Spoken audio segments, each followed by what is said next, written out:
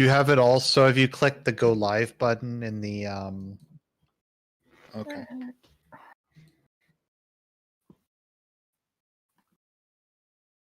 Yes. Do you have it also? Have you clicked the go live button? That's not us. Okay.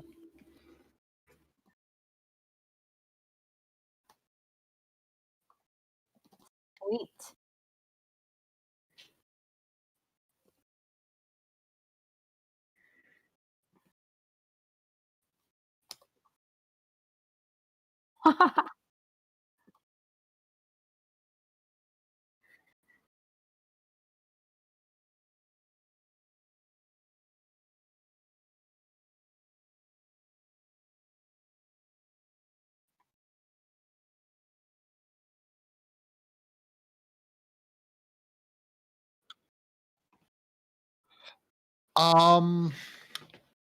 What do you mean? Like from when it was first came out? I watched it a couple of years ago, back when I was in university.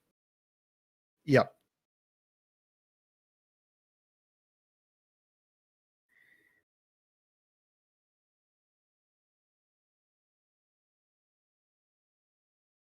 Hi guys.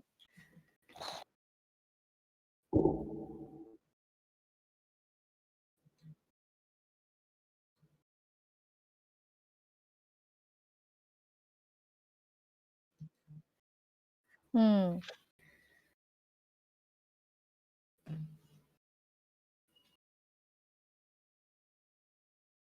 Oh. So they can't hear you, Fritz?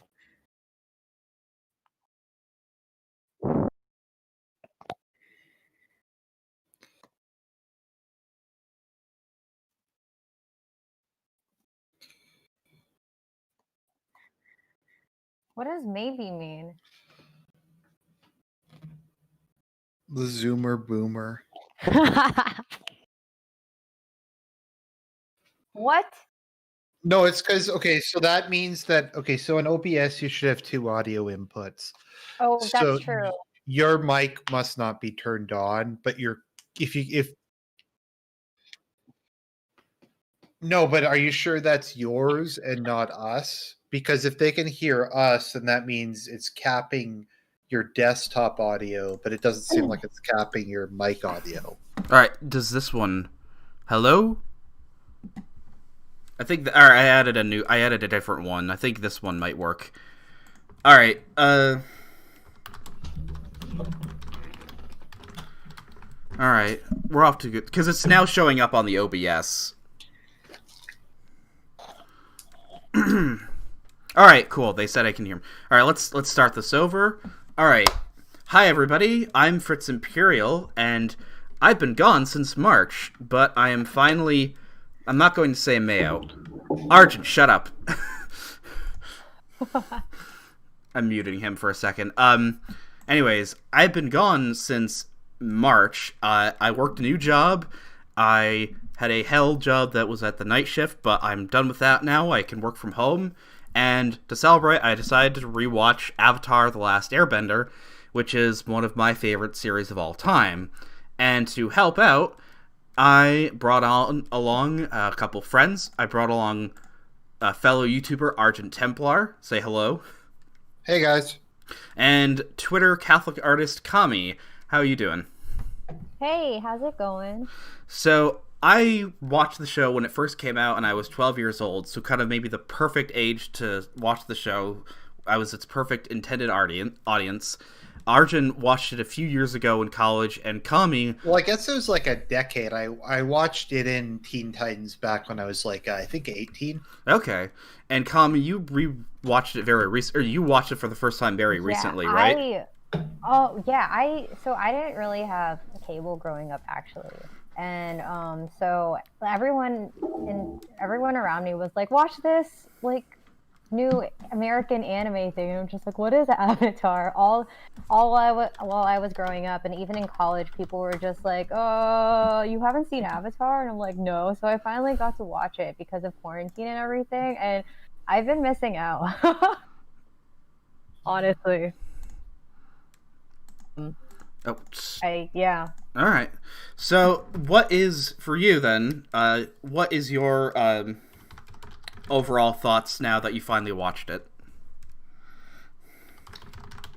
I I think the series was really well done, honestly. And I guess like as a creative writer, and that's not only because I didn't start out as an artist. I am actually a writer, initially and primarily. I'm getting my MFA right now. So, but I write stories kind of like similar to Avatar, and just everything about it was really well done from a creative writer's perspective. And I think the episodes were really succinct in getting their point across each time. And there weren't that many filler episodes. But when there were filler episodes, I felt like they actually, fit in with the plot, not like what Naruto, that's what 800 episodes long and has like 1,000 fillers. The math doesn't work out like that. But I think it was, and I think I think what Avatar does really well is present these concepts to like kids, preteens, and stuff. Because you were 12 when you watched this, Fritz. But they present concepts about life that are just still pretty relevant to just people growing up today. And they're presented in a way for young kids to understand really well, which I really appreciated. Mm-hmm. And I can't decide whose journey I liked more. Like, I think Zuko actually had. Well, it's obvious Zuko had the best, had the most growth throughout the series, and that was just really, really nice to see, honestly. But yeah, I just really like it. Yeah, I would say before we can get into characters in a minute, but I just want to ask Arjun. So when you first watched it, what was your thoughts? Did it live up to the hype, or when you? Because I also grew up with Teen Titans as well, and at that time, it's something I want to point out is in the early mid 2000s, there just weren't animated shows like that. There wasn't ones where there's actually a plot and characters you're supposed to be able to take seriously. It was before the glut of when the SJWs took over and created the glut of stuff like Steven Universe and Gravity Falls and all of that. But before then, it was like outside of stuff like SpongeBob, you had Avatar and Teen Titans, and I guess before that, Batman the Animated Series, but that was before our time. So there was some other stuff like Justice League. I think, well, it depends how you want to count it. I think during the 90s and early 2000s, there was a period where they were just willing to give pretty much anybody a chance to make an animated series. And just about every movie got its own animated series. Most of them only lasted for a season or so. But I guess you could almost call it like a resurgence or whatever when you had Teen Titans and Avatar, and then I forget when My Little Pony started. I think that was like 2010, 2011 when the big popular one.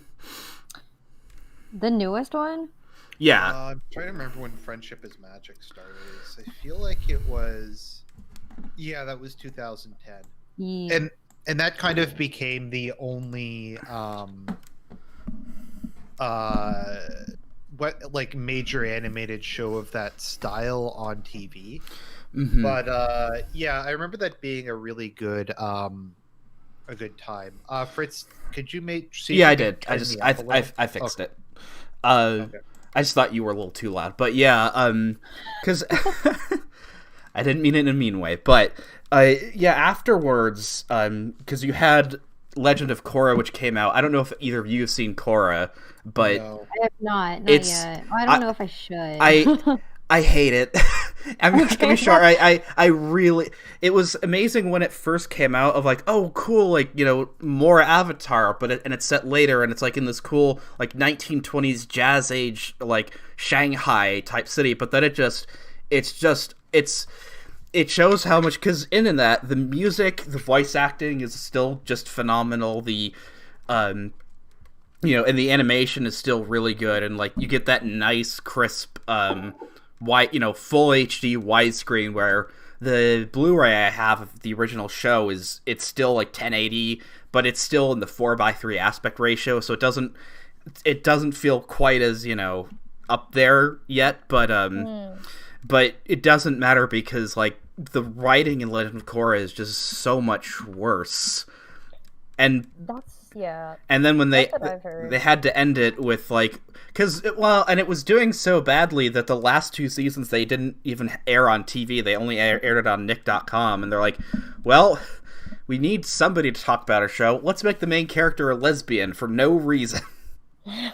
Wasn't there no indication? I guess we can get more into Korra in a bit, but wasn't there no indication that she was a lesbian until the last episode? Yes. Didn't she flirt with the male character? She was boyfriends with the male one of the main male characters, who was just a much less likable, lesser version of Zuko, who has no personality. And the girl that she ends up with also had a crush on that same guy. And so then eventually they said, why not? We're just together now.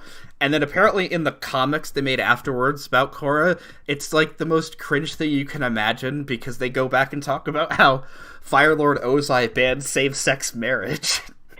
What? Okay, maybe let's take a step back. We can get to that in a minute. But yeah. So sorry, just to finish off. So I remember when I watched Avatar for the first time, I had seen one episode of it actually, and I think it was probably the worst episode when I was younger. It's the one where there's the two. I don't even know how to describe it, but there's the one where there's like the barbaric clan and like the really the Great Divide. I remember this was like back in 2015 was the last time I rewatched it. And that was right before I started getting to Red Letter Media. I was still into Nostalgia Critic, and so I kind of watched all his stuff on it, and that was kind of cool, seeing another person getting into the show for the first time. And like, he made like a video, like his top 10 and top 10 worst episodes, and even he put that as the worst episode, because it's complete filler, and there's not really any point to it. Because that was the only episode I had seen when it was on YTV back in the day. Mm-hmm. So I had to. I thought that kind of represented it. When I started watching it, I really enjoyed it. And I just kind of feel after that they just kind of gave up on making Western animated stuff. Like the only thing of any decent quality they produced was probably My Little Pony, which, to be honest, was not bad for like the first 2 seasons. I'm gonna be honest, I saw 8 episodes of My Little Pony, but because that was when I was first in college, and I had a couple female friends that were bronies, but like, and so I watched it for the same reason I watched Doctor Who in high school. But I'm like, well, you know what? If I was an 8-year-old girl, I would love this. I don't like this because I am not an 8-year-old, but I don't bash people for liking, I guess, good writing in a cartoon. But on Avatar, because I don't want to talk about My Little Pony, again, looking back, because the past 2 times I rewatched it, I had the thought that, is it going to be kind of a little cringe and not like hold up perfectly well? And no, every time I rewatch it, there's aspects of it that I appreciate even more. And again, it just shows how crucial the writing is, and the thing that that brings it together and why it works, even compared to shows like Lost and Game of Thrones and other, like, animated or just TV series. And another huge reason why one of the reasons why the new Star Wars movies don't work, it's because when Bryan Knitsko and Mike DiMartino created the show, they essentially had the idea of, we have our beginning, middle, and end. We have a direction of, we know where this is going to end and where the characters are going to end up, and so we're not just gonna keep extending it for more seasons to get more views. We have our 3 seasons, 61 episodes, 1, 2, 3, we're done. And it makes it work on the level that it is like a Star Wars or Lord of the Rings in terms of a fantasy, world setting, and it has a story that it's succinct enough that it doesn't overstay its welcome, and you feel like almost every choice was made deliberately. Well, another example of that is probably the show Babylon 5, where the 5 seasons were pretty much planned out from the beginning.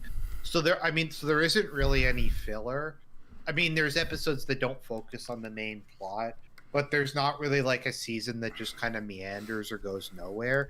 That's, I think, kind of the issue a lot of animes have, is they're kind of faced with, and the Game of Thrones TV show also had this issue, when you're based on a different material that isn't finished, you have the issue where you either have to put in filler until the thing you're adapting catches up, or you have to just make something else up and make it completely different. Mm-hmm. And people generally get angry if you do that. And sometimes it's better, but it's normally worse. It's why, like, I was into One Piece a lot, right? And that's another one where it's notorious for having huge amounts of filler of just several episodes of just people staring at each other. And again, I get why, but like, there's two different ways of doing filler, because they also had earlier on in One Piece, they had filler episodes that was just, this isn't in the manga, we're just creating a new kind of filler storyline, which is better than just 50 episodes of recap. But again, to show how strong Avatar's writing is when they did their recap episode, they probably did it in the smartest way possible. Mm-hmm. Which is, it's the episode right before the finale, and it's the characters all go to see this play that's about all their adventures up to that point. And it's a really fun retrospective, and it kind of shows that there is a self-awareness of, like, people making fun of some of the characters' personalities, like Katara being this kind of crybaby that's always screaming about hope, and Zuko being angry all the time. And the best part being that they kind of, like how in the old Peter Pan play, they would have a woman play Peter Pan. They had a woman play Aang. So that's actually interesting. I mean, like, Aang is kind of feminine in a lot of ways as well. Like, so. Well, he's a kid. Yeah, exactly. But so I mean, I like using a woman as, like, for Aang in that play kind of made sense to me. I don't know. Mm-hmm. But poor Aang, mm-hmm. he actually hated that. So mm-hmm. I think my favorite bit of lampshading from that is when they're like, "Did Jet die?" It was kind of ambiguous. You never got that cleared up.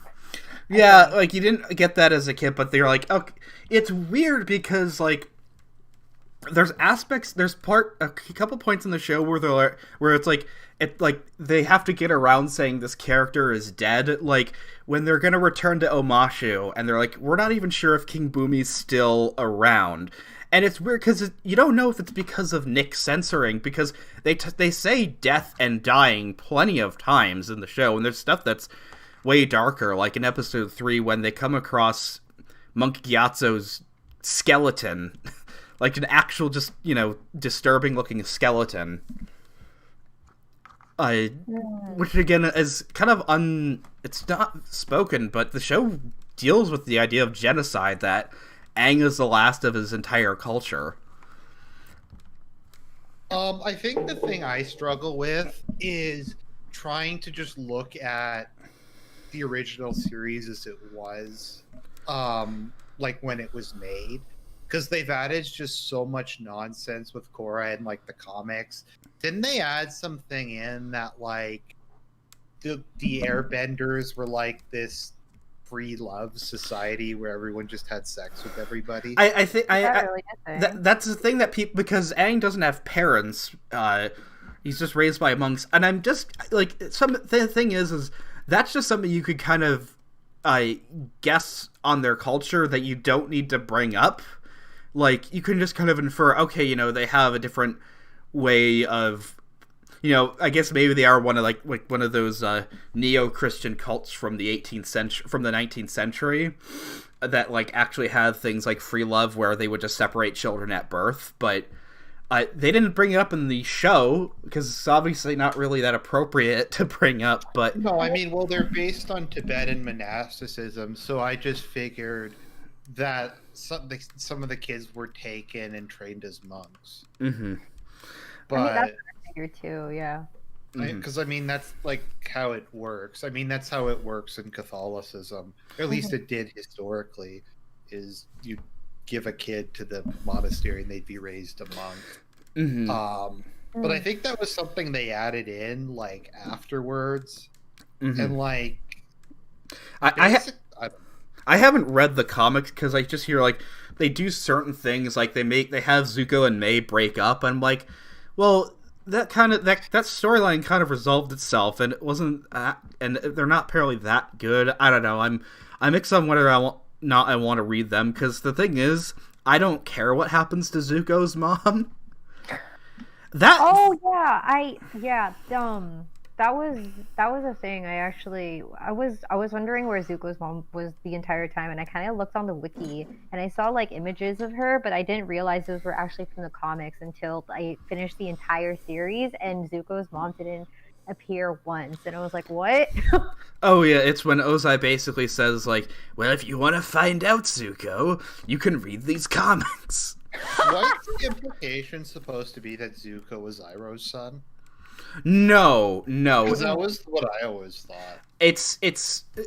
That's actually was one of the most confusing things to me until back in 2015 when I finally figured out that the whole plot was that so Fire Lord Azula, Zuko's grandpa, is a dickhead who, like, after Ozai wanted to take the throne from his older brother because he wants the power, and Iroh became very kind of weak after his son died and doesn't have an heir to the throne.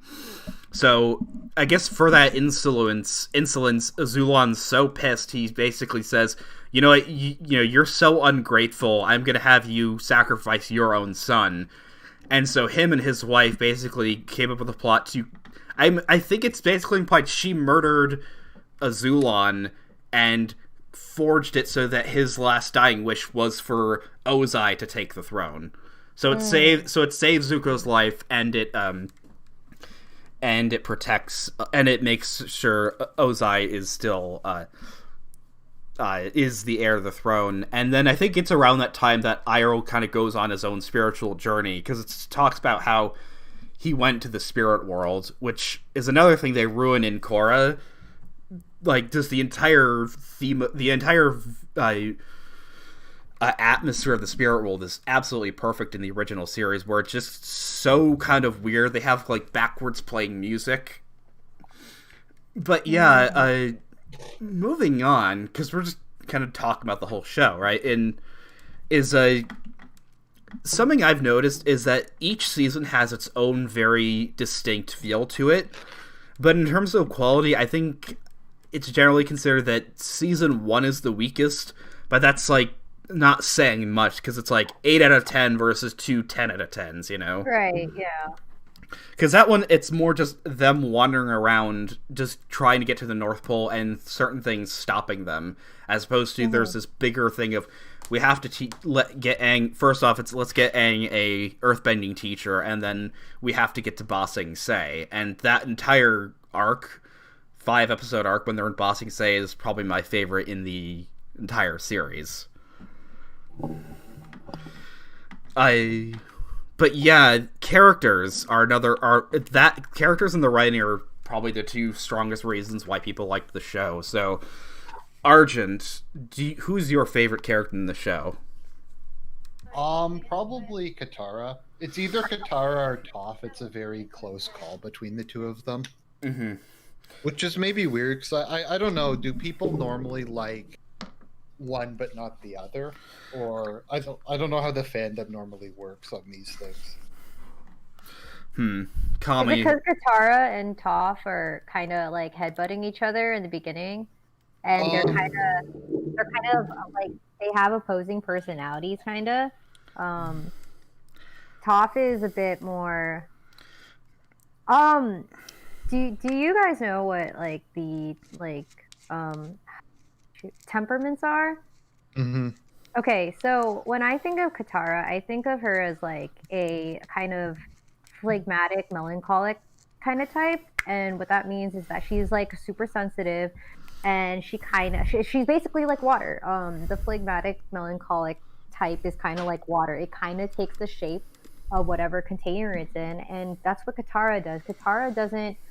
Katara puts her foot down when she needs to put her foot down, but most of the time she's acting as literally like she's kind of the backbone of Team Avatar. Yeah, she's like the support system. Without Katara, that would like a lot would fall, because she's like the team mom. She's the one who doesn't like that one episode where they're in the desert and everyone is literally being a child and just complaining. Katara is tired. Katara is just out of her mind, like exhausted. Out of her element too, because there's no water out there. Right? Yeah, and she's literally alone. Like Sokka and like Sokka's hot. Sokka and high. Momo are high.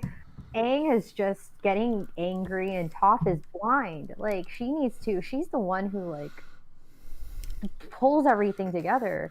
And Toph, on the topic of temperaments, Toph is probably like a sanguine.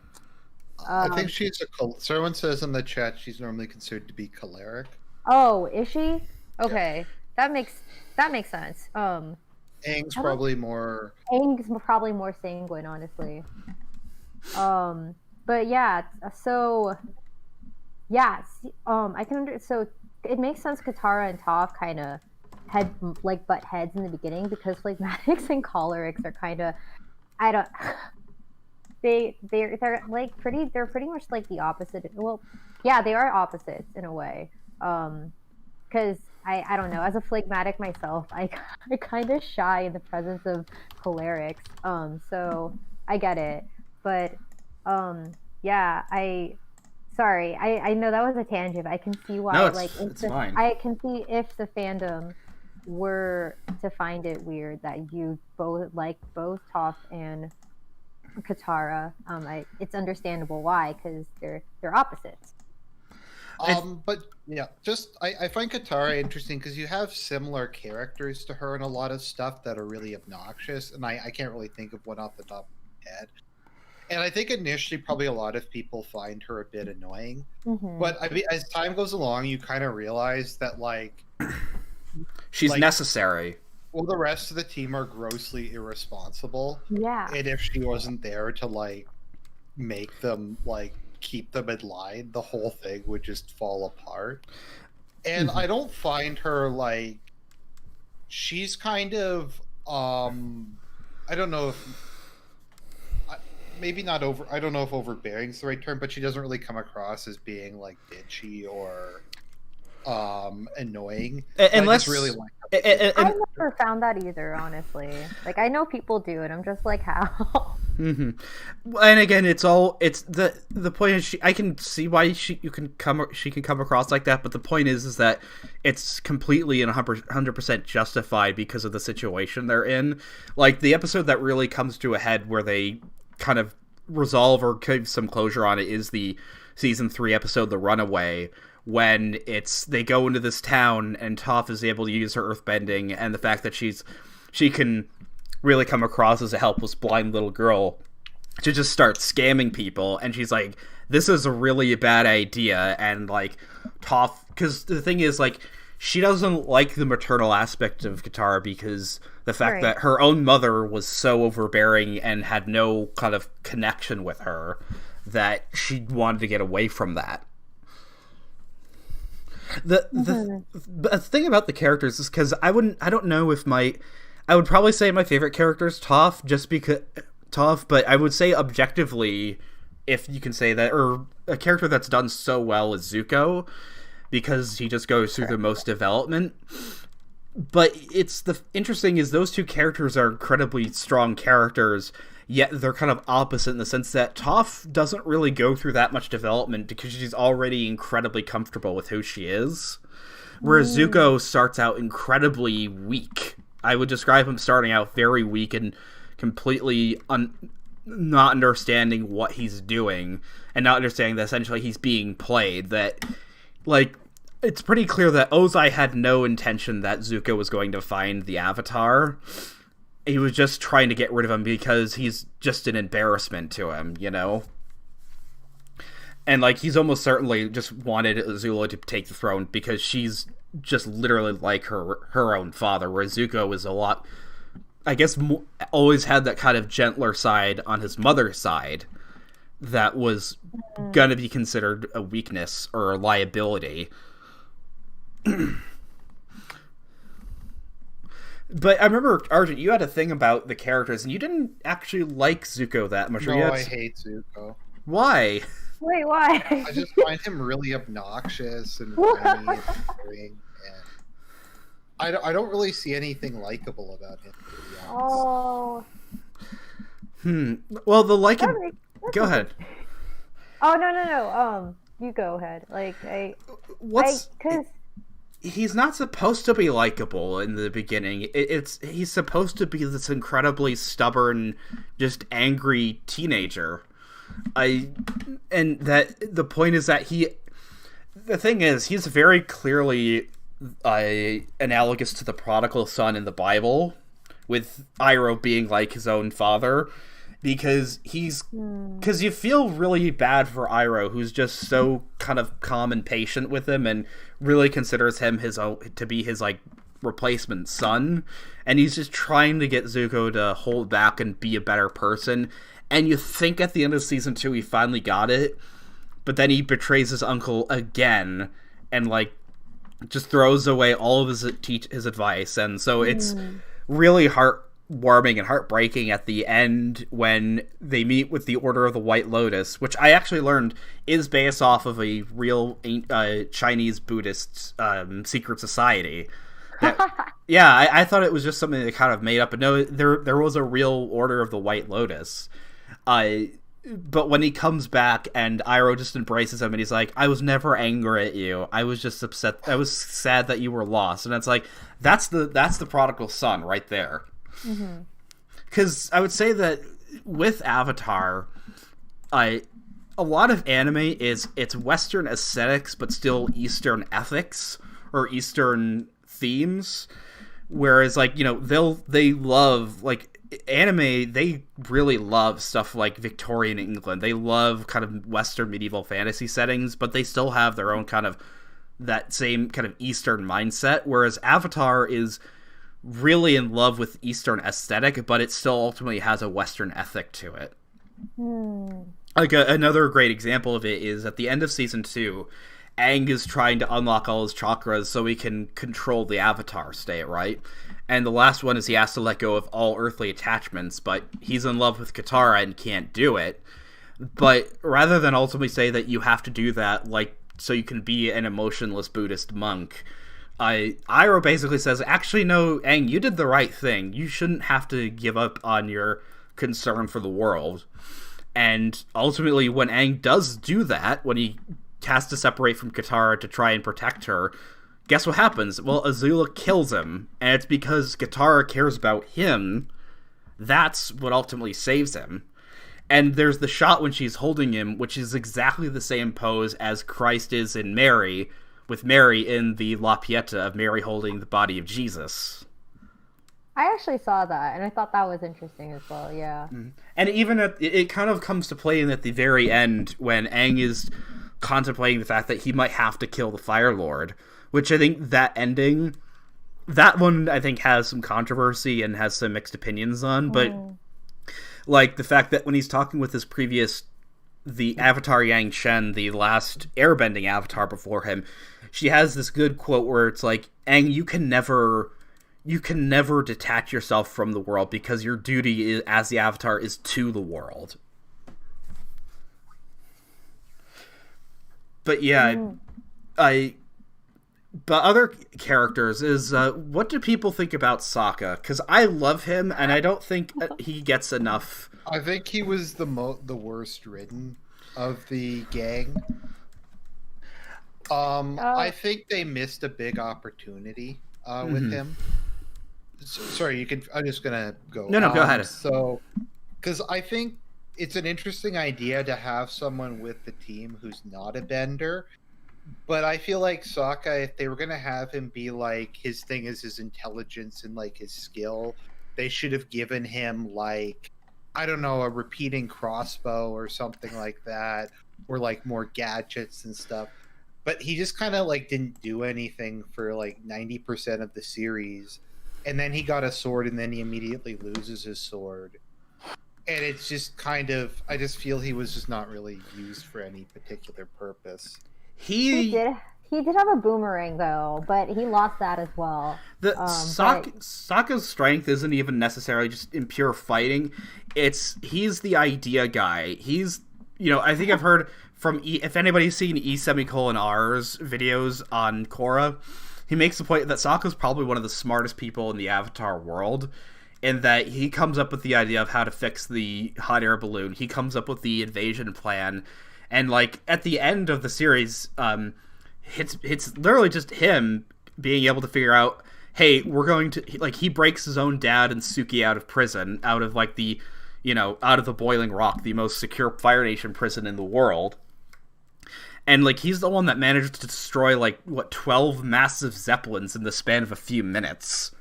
Yeah, but it still feels like they just kind of pull it out. Like they're like, oh, okay, we need Sokka to actually do something.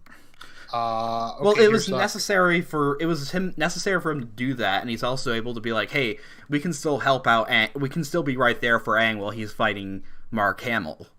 I mean, I think like Sokka is the underdog basically. Like you have Toph who has like a disability, a physical disability, but that doesn't stop her. But like I think Sokka's relatable for those who actually feel like they actually don't do anything. Like to those like people who actually feel like, oh, I literally just contribute nothing. But I mean, to like young people who actually feel that way, like that's not okay.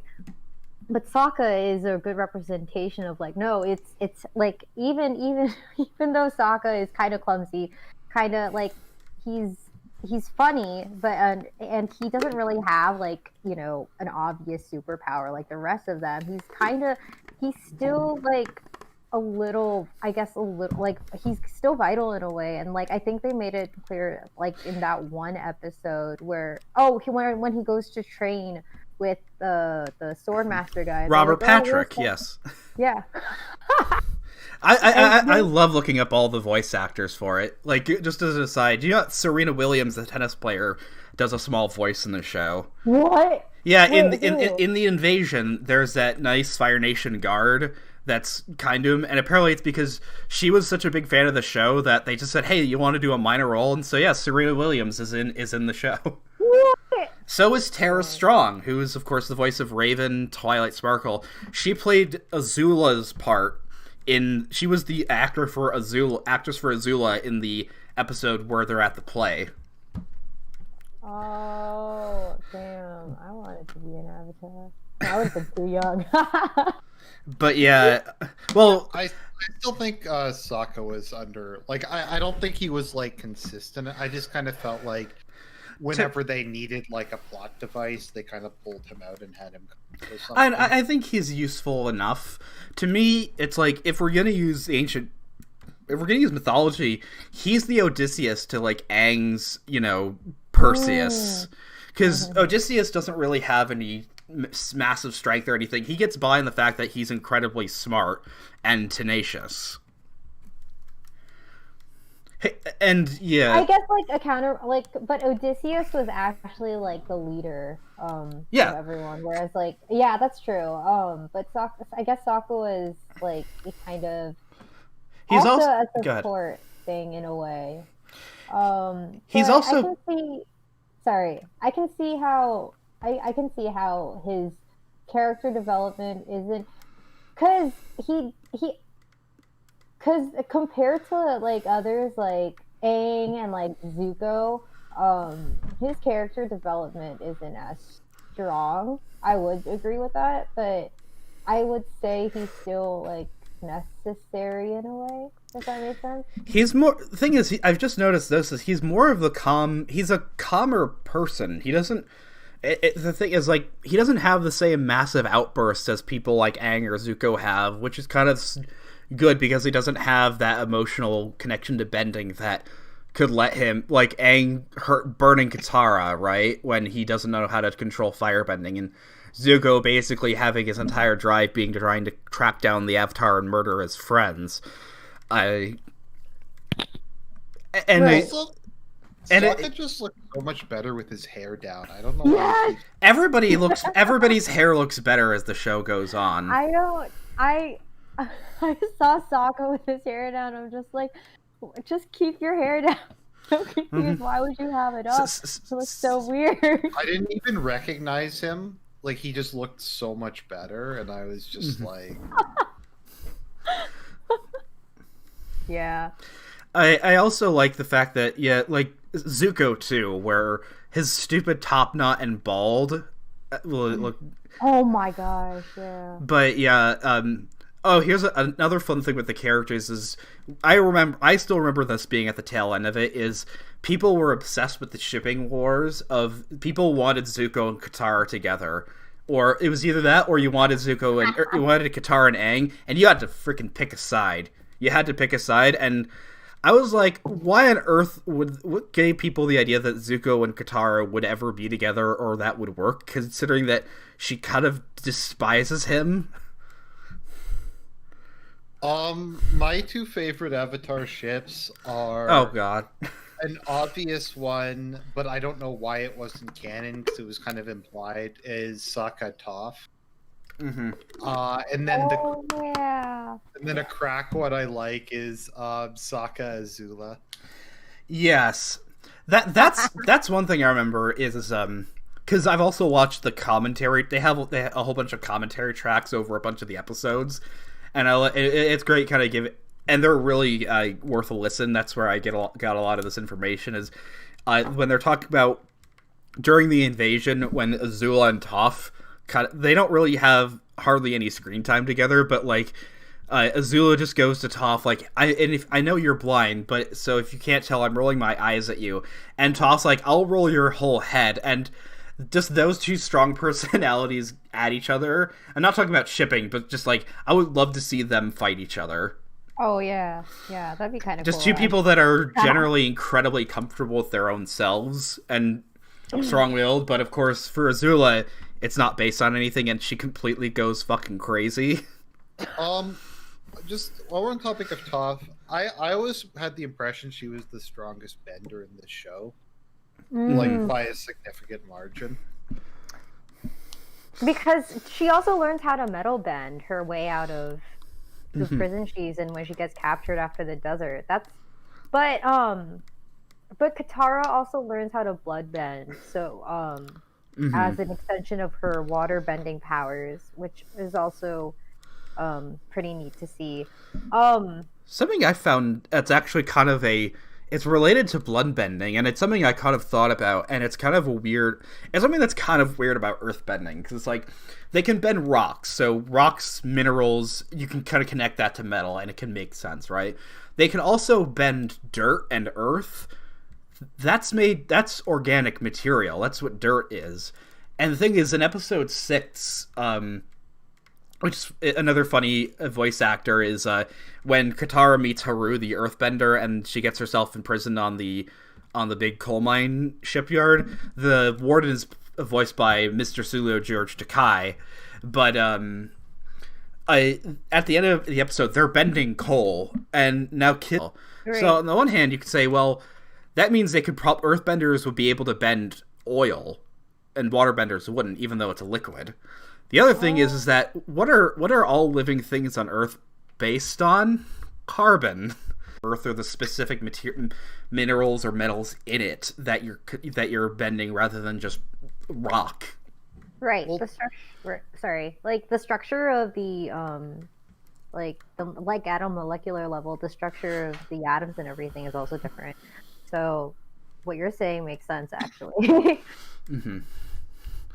I think, unless they introduce it in Korra, I think airbending is the only type of bending that doesn't have a tier 2 or an advanced form, because fire has electricity, water has blood, and earth has metal. I don't think air In Korra, surprise, surprise, in season 3 they have it in 2, they have like another tier 2 for earthbending, which is lava bending, because it's kind of the mixture of fire and earth, but airbending, apparently the ultimate form of it is you can just fly without needing a glider, and the main villain of that...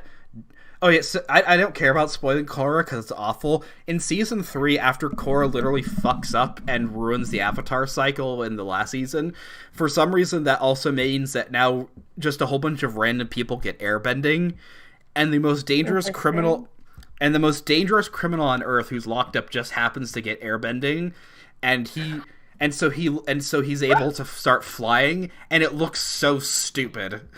This is great storytelling. Who wrote this? Oh, Brian Konietzko and Mike DiMartino. They didn't have a bunch of the other writers to help them flesh it out. People like Josh Hamilton and Aaron Ehasz and Tim Hedrick. Sometimes I look at like certain like storyboards and just wonder like what was going on in your head when you were writing this script. Like, did you think this was going to be a good idea?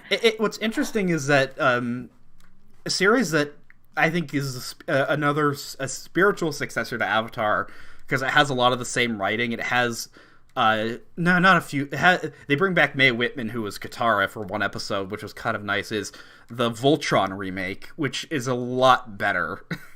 But yeah, it's worth a watch, I'd say. But yeah, what were we talking about? Oh yeah, characters is... I like how there's the 3, like, going on to how the 3 seasons feel so kind of... I wouldn't say it's a problem, because it feels like it's a natural progression of the show being able to be more and more serious, is like the big villain of each season is you got Admiral Zhao in the first season, Azula in the second one, and Ozai himself in the third. But like, compared to Azula and Ozai, who the hell is Admiral Zhao?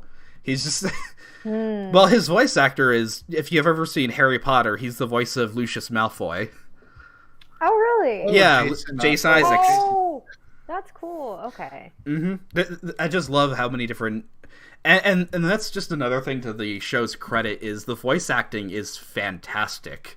There's very few characters that feel like, well, they were just phoning it in, because like a smart decision was for Aang to actually have Zach Tyler Eisen was a 12-year-old boy when they started making the show, so he's the same age as Aang, and so like they didn't have some 50-year-old woman voice him, and it feels a lot more authentic, because you can kind of hear him starting to go through his own, puberty towards the end. Like, his voice starts kind of getting a little lower and cracking in season 3, which I think is great, because it shows the character itself he's aging.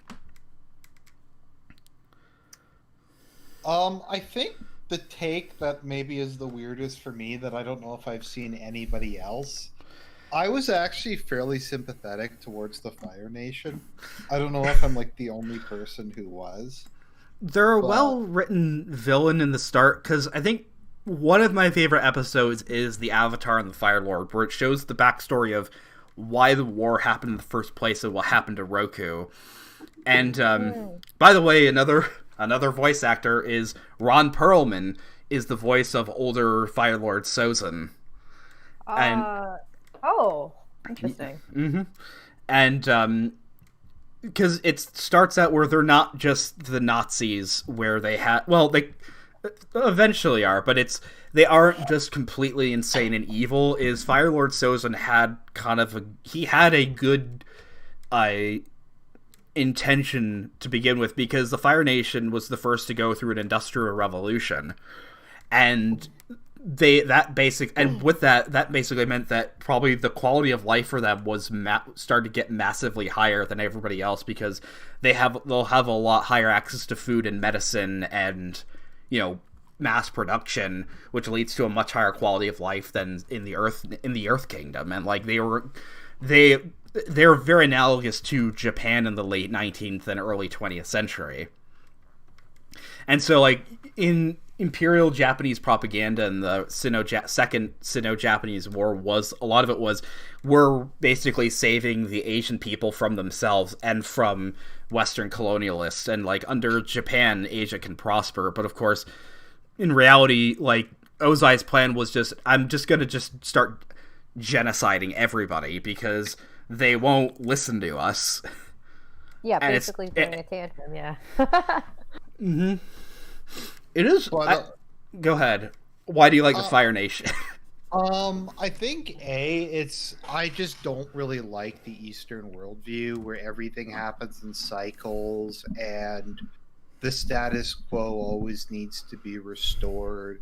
And I just don't really like the whole like balance thing and stuff like that. So I kind of like that they were trying to like alter the cycle. I also kind of, and maybe this is something I just read into it that wasn't there, that they kind of represented, I don't know, I guess kind of rationalism versus like ruled by the spirits and stuff. And I kind of was sympathetic to the idea of humanity becoming free from like all of these weird things. Well, that's the religious aspect of the show, where the true religion in the Avatar world is, you know, based on Eastern mysticism, and I prefer that over just kind of pure rationalism and atheism, and the fact that we're going to now just destroy the moon just so we can, just to get in. I mean, I guess the similarity is in Princess Mononoke, how you have Irontown, that's kind of a representation of Western or, you know, industrialization, modernism. Because again, Studio Ghibli is a massive influence on Avatar. What's also a massive influence is Argent might agree, and I don't know if you've seen it. If you've seen Secret of Blue Water, I have not.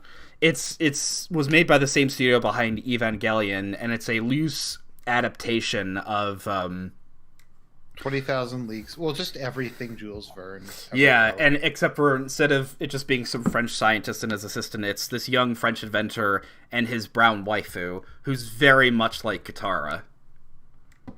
Who's a palette swap Shinji. Yes, that's what they initially got for. That was the initial face design for Shinji. Was let's just take Nadia and make her a male. But somebody in the chat said the Fire Nation are spiritual Cardassians from Star Trek. Yes, they are, because they have a fascist.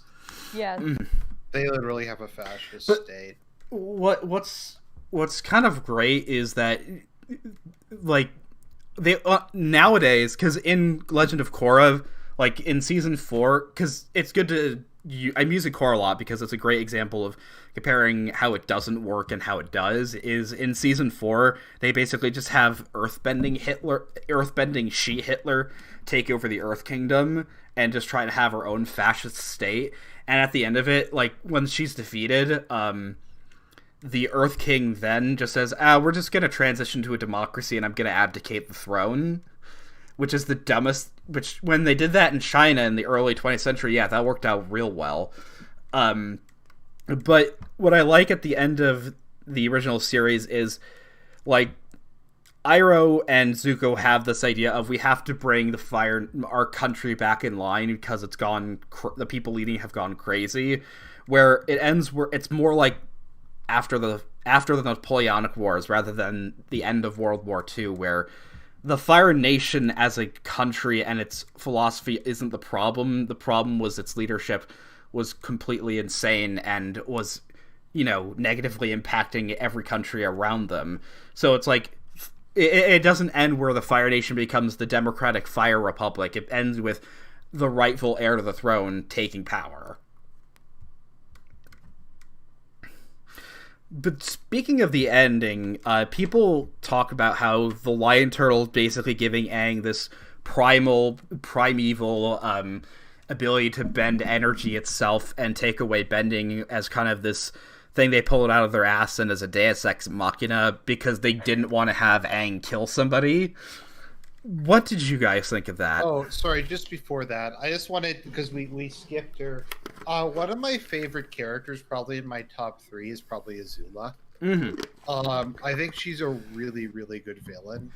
Like, I actually found her scary, to be honest. Oh yeah.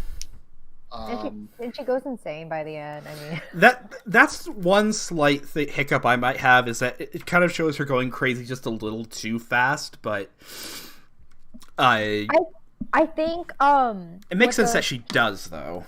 I think what the show fails to show or present is the buildup of the insanity that Azula has. I mean, we see like flashbacks of her childhood with Zuko and her mother, and there so do y'all remember the one beach episode of the Fire Nation? Oh, that's one of my favorite episodes. That's how you do a beach, and again, that's how you do a beach episode. They use it brilliantly for character development as well as fan service. It was amazing. Like the dialogue at the beach, towards the end of the episode, where they're literally just calling out each other on each other's faults, it's amazing. It's the inner dialogue. It's the inner dialogue that one has with him or herself on his or her faults, and like it's a nice way to just show like, oh, these characters aren't perfect either. But yeah, so that episode was actually one of my favorites. But I do agree that it kind of seems that Azula went insane a little too fast, because they didn't really show like or at least it was apparent to me that the buildup of insanity and the buildup of being seen as basically a monster by her mother all her life just kind of like built up in her, and she never addressed it, and that's so she became, and that's a big problem, is that like you see how much it does turn Ursula, or Ursa, whatever her name is. Now, Ursula is the villain from Little Mermaid. But it turns Zuko's mom. She's a hypocrite and a bad person too, since she loves her own daughter, or she loves her son, but absolutely kind of is terrified of her own daughter. And yeah, rather than like helping her daughter grow, and it's just ridiculous, like, for a mother to be scared of her own child like that. Like, it must have taken an absolute mental toll on her while she was growing up. But none of this was seen throughout the entire series, because Zuko was the main focus of that family rather than Azula, because Azula was seen as a villain, and like it wasn't that. So what I really appreciate about that particular beach episode is that it kind of humanized like I guess them in a way. And that's the other thing, is that May and Ty Lee kind of going back, like betraying her. I think had they had a couple scenes prior to them starting to have doubts about helping Azula, I think that would have helped out, because them betraying her kind of feels a little abrupt. I think that's I think it was abrupt for May, but I don't think it was so as abrupt for Ty Lee, because she didn't even really want to go with Azula in the first place. Yeah, and so that was really apparent. It was apparent that Azula made Ty Lee uncomfortable for whatever reason. But May is just a stone cold like girl throughout the entire thing, and her voice is so monotone. It's great until that one beach episode. But yeah, so I was a little surprised when she turned on well, not surprised, because I kind of expected it, because that's how like the story usually goes, but it was done a little too fast, and it was just kind of like, oh, we expect May to turn over to the good side now, so we're just gonna make her good now. It made sense for Ty Lee. It just like May seemed more like an ambivalent character for a lot of it until she was undying and professing her love for and loyalty for Zuko. So I thought that was that's one thing is another one of the best episodes is the is the Tales of Ba Sing Se, where they had a whole bunch of different writers kind of make their own little shorts. I guess kind of as filler, and you have the episode of Zuko and Jin, that Earth Kingdom girl that's in Ba Sing Se. And the thing is, even though that entire sequence is like a minute and a half long, it kind of creates this whole idea that I thought is, she's kind of what the whole life Zuko has in Ba Sing Se with Uncle. Yes, you can say that's a much better life than they were having, and like it's better than like what Zuko thinks he's supposed to do, but it's not Zuko's life. It's what Iroh wants for Zuko rather than what Zuko truly wants. And so it's like you got, instead of May, who he really does love, you have this nice Earth Kingdom girl who's just very normal, and you have his nice little job in the tea shop. But the thing is like at the end of it, it's Zuko, like he liked being on that date, but it's ultimately not, he can't go, that's not him, you know? Yeah, that makes sense. And so I guess, so Iroh is a kind of hypocrite in himself too, because he's always just pushing Zuko, look inside yourself and everything. But he's pushing on what does he want for Zuko, and I think he does eventually realize that. Mm-hmm. And so he's basically doing the same thing that Azula does, except Azula doesn't even like push him at all. He's just, which is why I think like it made sense for Zuko to betray Iroh when in the Earth Kingdom. Because like he's realizing that like, oh, this entire time it's not actually what I want, it's actually what my uncle wants. And so he decides, he feels like his choice should be what is to go with Azula. So that kind of makes sense for me, because it was still his choice. But it also reminds you of, in the episode a couple episodes before that, when Zuko frees Appa and kind of makes that turn to the good, and like kind of has a physical breakdown in response to that. In his dream, when he thinks he's the Fire Lord, there's those two dragons that are trying to tempt him with their own way forward. One of them is Azula and the other is Iroh. They're both trying to convince him of their path rather than just him making the choice. Something that I think part of my favorite episode is what, just in terms of action, is the Earth King, when they're basically just like, they got Appa back, fuck it, we're gonna go see the Earth King, and we don't care who stops us. And it's a great kind of display of how much they've grown, because now just those sequences of them just knocking down the Earth King's elite guards, just like nothing. Whereas, because that's something the show really does well with its writing, is really showing a growth in the bending, rather than like in a lot of shonen anime, it'll feel like they just learn things in stops and starts, as opposed to like how martial arts actually works is you just gradually get better. And like I just love that shot when they're all running down the stairs, and so Toph just kind of bends all of the stairs so that they're aslant, and they're all just sliding down.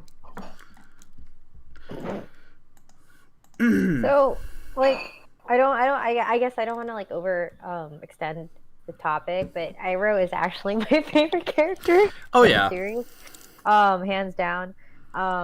He's best boy. Mm-hmm. But just because he's like so grounded in everything, honestly, and it's like he says a lot of truths that are just like relevant to like just these little like tenets of truth that are just so relevant today. And I just found them like, wow, like this is like old man wisdom right here, and he's just so chill about everything. He's honestly, like he's Confucius. He is. Yeah, he is. You're right. I didn't realize that until just now, but yeah, he is. So I guess I like Confucius the best. Mm-hmm. But what is funny is that so his voice actor was Mako, who is a famous kind of Japanese voice actor who also did the voice of Aku in Samurai Jack. Mako died towards the end of making season 2, so they had to get another guy to voice him. And it kind of worked out well, I hate to say it, but because for the first half of season 3, Iroh isn't talking because he's now just kind of giving Zuko the silent treatment. He's like, "You've betrayed me enough times. I can't just keep giving you advice. You have to figure this out on your own." And so they got Greg Baldwin, who does who does sometimes double for Mako because they have a similar voice. I kind of like his performance a little better, even though they're both fantastic. Interesting. Yeah. So what are your thoughts on Iroh, Argent? I kind of liked him when I was initially watching the show, and now I kind of don't like him. I'm not really sure if I'm able to. I just because I generally took the Azula Ozai side in the family dispute, so. Ozai, of course, being voiced by Mark Hamill, i.e. the Joker, i.e. Luke Skywalker. And I remember there's actually a great there's interviews with Mark Hamill over his various voice acting roles, and when they get to him as Ozai, he's just kind of saying this show was way too smart to be for kids. He's just saying show's way too smartly written for this, which I thought was kind of funny. It is kind of funny, and I guess you can't really appreciate what the characters are, because it's a fun show. Avatar's a fun show. It and kids can basically get the premise of it. Bad fire guy nation must save world, which is a usual trope for a lot of kids TV series. So that's fine, but yeah, a lot of what the dialogue in Avatar is I think you would have to rewatch Avatar as an adult or something to fully grasp what they are saying and just to realize how deep the show actually is. What I think is interesting is that I don't think you could have Avatar not be a kid show and have it still work, because far too often they have with quote unquote adult TV, they have to have sex jokes and horrific violence to make up for poor storytelling. And when you're forced to the fact that there is a little more fan service than I initially thought, the beach episode and all that, but obviously for the most part, it's kind of refreshing you don't have any of that.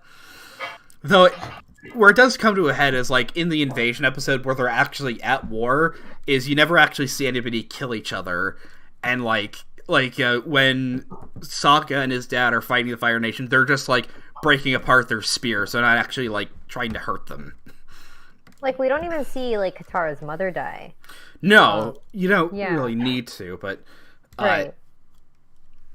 Okay, so here's a question, just something about Korra. So the Fire Nation colonies became Republic City? I think that's both. That's, I think, also mentioned in the comics as well, is that they were trying to figure out what to do about the colonies, because the area that's that's kind of based on Manchuria and these kind of islands off of the coast between the Fire Nation and the Earth Kingdom. They initially belonged to the Earth Kingdom, and then the Fire Nation started colonizing them. And I guess at the end of the war, they're trying to figure out what to do about them, because they can't just do to. I guess they decided not to do to the Fire Nation what they did to Germany after World War II, and just. I think they tried to. But eventually they said, we're just going to create kind of an international zone, the free city of Danzig, Republic City, and just have it be administered by the one world government. Because that's one of the biggest problems with Korra, is that, Aang, because essentially the Fire Nation's ideas win out in the end, because the world becomes very modernized and rationalized in the sense that the balance between the nations ends. Because now you just have this new kind of quasi-nation, quasi-United Nations of multiculturalism and all that. And it's I'm sure that's what Aang's vision was, is let's make this enormous, sprawling industrial city. And let's have a gigantic statue of me right outside of it. So is it the most powerful of the nations? Not really, because I think it's only that city and the area around it, and it's because they don't really delve into the idea of the politics of the nations anymore, apparently until season 4, which I didn't even watch season 4. All I know is they just have earthbending She-Hitler take over, and... Because don't the, like, nations basically, like... Yeah, aren't they, like, irrelevant in Korra? They start becoming irrelevant, I think. Also, I don't get why the Fire Emblem... Sorry, not the Fire Emblem. The Fire Nation diehards would... be like, okay, the solution we want for our ultra-nationalism is, like, global multicultural... It's almost like the people that made Korra didn't think it through, and were just like, we want this cool, giant 1920s Chinese city, and we're going to build the show around that. Like, and we're going to massively waste Steve Bloom. Which is a horror. He plays the big bad guy in season 1 of Korra, and his no way. And really? And his whole thing is he's able to take away people's bending, and that's the threat. And like you're like, what? And like a Eraserhead from My Hero Academia. I thought it meant No, he's a waterbender that figured out some form of blood bending can take away bending. And Korra has to fix it, and it's bad. It's a massive waste of Steve Bloom, which is it's actually surprising that he wasn't in the original show because every other voice actor was. Because you got Grey Delisle, her name's Grey Griffin now because she got married, but she plays, of course, Azula and every other kind of bad character in 2000s cartoons, but. Yeah, Korra sucks. Yeah, the music in it is better, but... Does anyone like Korra? I don't know. I've never seen Korra, because I'm, like, really hesitant on... I don't know, because I've heard a lot of, like... I've heard that, it doesn't live up to the Avatar name, so I'm just like, But, yeah, I don't know, like, I tried, after rewatching it, I did the same thing back in 2015 and this year of trying to rewatch Korra just to see how far I can get after rewatching the original. I got like one episode and I just can't take it anymore. It's just not good. And it's, it could have been forgivable if it was one, because they initially just planned it was going to be one season. It was just going to be this one, 12-episode spin-off of like, what's everyone up to, 70 years later. I would have loved a spin-off, like, honestly, like a different, I guess, like a different spin-off, not just like a continuation kind of. I remember this, is after Korra ended, like, I was just curious, because I had a thought, because everybody shipped Zuko and Katara in the original series, and everybody shipped Korra and Asami, who's her female friend who does nothing in Legend of Korra, for no reason, because the show got taken over by a bunch of Tumblr retards. But after Korra ended, and they just said, because it literally ends somewhat ambiguously, and it's like, essentially, Brian and Mike, the guys that created Avatar, they basically pulled the George Lucas on everybody. In terms of, Korra is very much like the prequels. I know Arjun likes the prequels a lot, but... I do. But it's that, like, they end it where after they beat the big She-Hitler, Katara and Asami just kind of, they're like, all right, why don't we go on vacation in the spirit world? It's like, what? And then they just hold hands and they walk into a giant pillar of light. And then apparently that wasn't clear enough, so on their Tumblr pages, Brian and Mike both had to make posts saying, yes, we deliberately made it so they're gay now. And they said, if you didn't notice it, you should remove your hetero lenses. It's like, well, you dickheads. But yeah, so people went insane with that, and that kind of wanted to get me back in the original series, because every other, like, kind of forum was, like, praising it, but except for 4chan were the only people that were still pissed off at it. And I remember they tried, like, for months in early 2015, they started... It was admirable, and it kind of gave me my own idea of, like, they wanted to make, well, why don't we come up with our own sequel series about what the Avatar after Korra has to deal with, and it'll be like they said, like it'll be like this Earth Avatar in a fictional Cold War setting. I'm like, that's stupid. And I thought I think it'd be cool to have one about an Earth Avatar before Avatar Kyoshi, and have it be like One Piece, where it's Avatar pirate adventures, and the big villain is like this waterbending pirate warlord. I think that would have been fun. That would have been cool. Mm-hmm. To see, actually. But yeah, 4chan trying to do anything constructive is funny to watch. Why does Toph become a thought? That's what I want to know. That's the dumbest What? thing. She does. It's because in the first season, she's like, okay, her daughter is the big chief of police is the chief of police in Republic City. But then it's revealed she has other kids from different marriages. And it's like, oh, so their mother was a divorced kind of thought. Well, that's great. No, but like that really doesn't seem like her. No. Personality. Wait, is this in Korra? Yes, it's in Korra. No. Yep.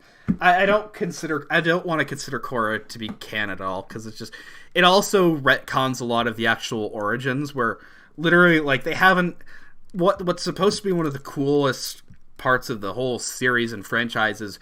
Korra like goes back and connects with the first Avatar, who was just some guy, and apparently in the beginning of the world everybody lived on lion turtles, and they gave them the elements as gifts for hunting. And it's like, well, that's not how it works. That's not how any of this. The original, the moon was the first waterbender, the badger moles were the first earthbenders, the sky bison were the air ones, and the dragons were the firebenders. It's like they just completely circumvented that and retconned everything. Also, how are like so many of isn't Korra 100 years in the future? I think Korra's like 70 years in the future, and okay. That's something that actually kind of makes sense to me, because people criticize like how do you go from like kind of traditional Chinese cities to 1920s? Well, the Fire Nation was in the middle of their own industrial revolution. It's like They had ironclad ships, they had coal mines, they had steam power, and so you think it's like 1860s or something, 70 years later could be kind of like the 1920s. So that didn't really bother me too much. Well, that's kind of how it happened in Japan. Yeah. And China, so. Mm-hmm. Also, it's like Shanghai or something, whereas like the rest of the Earth Kingdom is still like rural China. And, yeah. Go ahead. No, just like Toph as a character, I kind of feel like she's the kind of girl like, to win Toph's heart, you have to be like a Giga Chad, but like Sokka. Yeah, but once you do that, like she doesn't seem like the kind of girl who would just like jump from guy to guy. I don't know. Mm-hmm. She doesn't. Yeah, no, it doesn't. I don't think she was. She seems pretty like, I don't know. She's a tomboy, I think, but like she wouldn't like that. That has nothing to do with like whether she would actually be but the other thing is she's 12. Really doesn't seem like that. The other thing, it's kind of hard because she's 12, so it's kind of the thing about the characters in the show is it's kind of like the opposite of it's kind of like the opposite of anime, where a lot of characters will look like they're 10 years old, but they're like, I'm 19. Avatar, they all look several years older than they actually are. Like, given how Ty Lee looks in her swimsuit, she is not 14. There is no way she is 14 years old. Well, you can argue that the same thing can be said for a lot of like other anime, like other characters and stuff. Like a lot of the characters don't look their age that they're supposed to look. I mean, we're getting into like that, but I mean, people go through puberty at different ages. Mm-hmm. The thing I've also kind of noticed is that in Avatar, I think this is a world where at least people, it's kind of like how in Star Wars the Jedi tend to live longer than ordinary humans, is that the Avatars seem to live quite a bit longer because you mean Benders? Benders, yeah, that too, because I feel like Benders because wasn't Aang dead in Korra? Yeah, he's dead. Well, yeah, he has to be. Was that ever established why he was dead? No, because he was an I old think he died man. of old age. Yeah. And it makes sense because men tend to pass away earlier than women do. Why do girls ask? Why do guys die earlier than us? And it's just like them going through war and all these other stuff. But there's a meme about that. But anyways, well, it's because Avatar Kyoshi apparently canonically lived to be 240. Interesting. And I think it's they had to say that, like, well, because she was the Avatar before Avatar Roku, who was 100 and say 70 years before, who was born 170 years before Aang, but they said that Avatar Kyoshi was born 400 years before Aang's time. So they kind of had to fit it together, and I guess she apparently was like this, essentially an Amazonian, who they also turned into bisexual in the comics. What? Yes, they said... What? Yeah, they apparently... There was a new series of comics where it's called The Rise of Kyoshi, and apparently she had a boyfriend and a girlfriend. Just because they have to keep ruining things. There's a lot of hints towards that. I don't know. I mean, the thing is that, like, it's weird though. I still think it's kind of weird that, like, because Monk Gyatso, which is another nice nod, is that Aang's son is named Tenzin, and his trainer, his original father figure, was Monk Gyatso, and Tenzin Gyatso is the name of the current Dalai Lama. But like, apparently, like, you have Aang's friend Bumi, the king of Omashu. He lives to be well over 112 years old, and so does Monk Gyatso, who was close friends with Avatar Roku, and he's still around during Aang's time, and he has to be in his like 80s at least. And so I think there's definitely something to be made that benders live longer. I'm just gonna say that they age at the speed of plot, like in Star Wars. Yes. Where sometimes Jedis age slower and sometimes they don't. Mm-hmm. I think just with Korra, we just have to, like, they didn't really think it. Was it made by the same people who made the original? Yeah, or... yeah. So no, they had. You said they had two of the same writers from Avatar, right? So Avatar was created by the original series was created by Mike DiMartino and Brian Konietzko. And they also had a team of writers, including people like Aaron Ehas, his wife Elizabeth Welch Ehas, Tim Hedrick, and Joshua Hamilton, and a few others. So they had a whole bunch of writers that did different episodes, right? And much like what they did with George Lucas, they got a lot more control with Legend of Korra and were the main writers for the series. Interesting. And it didn't go well, and they basically had their own ideas, and yeah. Well, I think a lot of good directors need to be on a leash. Like, I think Michael Bay, for whatever his faults, is an immensely talented director, but he really needs someone to just put him on a leash. To be like, no, Michael Bay. No black robots.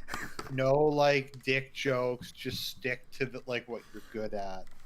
And I think, like, that was... This kind of, I guess, feels like... Because I saw Tenet recently, and Tenet feels like Christopher Nolan making a movie when he's completely off his leash and no one's telling him no. So I guess Korra is like... It's again why a lot of people criticize George Lucas is he directed A New Hope, but he didn't direct Empire and Jedi. But they basically gave him complete creative control over the prequels, and a lot of people don't like them. And Brian and Mike, or Brike, as they're called, had complete creative control over Korra because, again, for the same reasons of, well, everybody liked the original series, but it didn't even do well view-wise. Apparently, towards the end, when it was still on the air, it was a new episode of Korra was getting less views than a rerun of SpongeBob. Like, it just was not pulling in the views. Who's also gay somehow. Yes, what? but also celebrates Ramadan. Who? SpongeBob. They No. announced that SpongeBob is gay. Okay. There's no indication. I thought Sally was his love interest. Oh God. No, okay, wait, hang on. Do you remember that one episode of SpongeBob where he's watching some weird sea anemone thing? And then Gary comes in and then he's like, Gary! And then he kind of shuts off the TV. And a lot of people think that to be, something That's like watching porn, yeah. Right, and so maybe that's an indication. I don't know. I think it's still just pulled out of the cloud. No, they just made it up. But yeah, I also love that months earlier they had a picture of SpongeBob and Patrick, and it's like them saying Happy Ramadan. They'll do anything. I don't think there was any indication, at least. I haven't watched a ton of the show. It's just, I don't know, they just announce it. Well, yeah, because that's what they do when they want to get attention. What I think is really funny, just while we're on the topic, is you've been playing Persona 4, right, Fritz? Some of it, yeah. I'm going to replay it again because I want to actually get through the gameplay properly, but I got to right after we get Rise, who I think she's going to be my waifu in that game. Yeah, we could almost do another. When you finish that, let me know. We'll do Are you going to talk about kanji?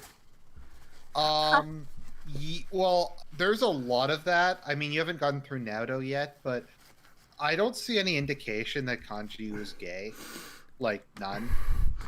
Well, I think he was using. Isn't he like using that? Isn't he just like using that as a crutch for like he has no social skills and doesn't want to talk to, and is like afraid of other people? No, that was that was his fear. B, he just said like women are mean to me.